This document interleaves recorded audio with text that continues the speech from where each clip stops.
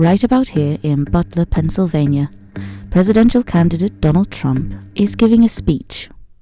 Pennsylvania has historically been a swing state, with its voters alternating between Democratic and Republican candidates in presidential elections. On the evening of July 13, 2024, the Butler Farm showgrounds were packed with thousands of supporters, eagerly awaiting Trump's address.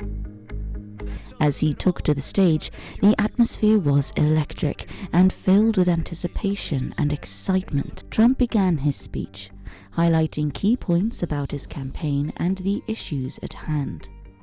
Unbeknownst to the crowd, a man named Thomas Matthew Crooks was making his way to a vantage point.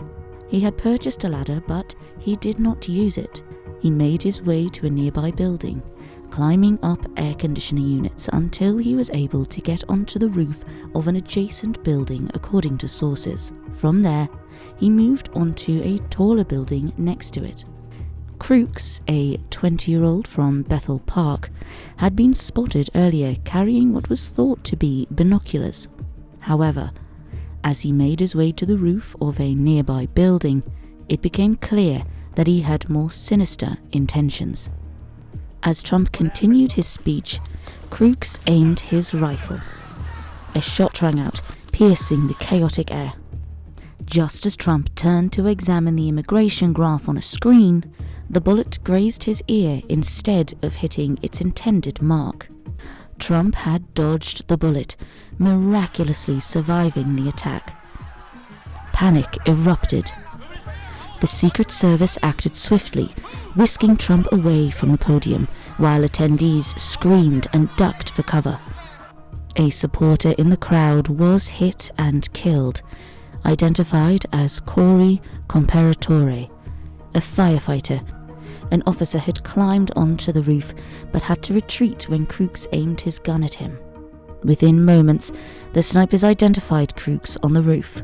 With precision and coordination, one of the snipers took a clear shot, neutralizing Crooks and ending the immediate threat.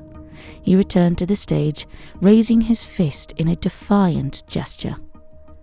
The day before the shooting, Thomas Matthew Crooks went to a local shooting club and practiced on the rifle range.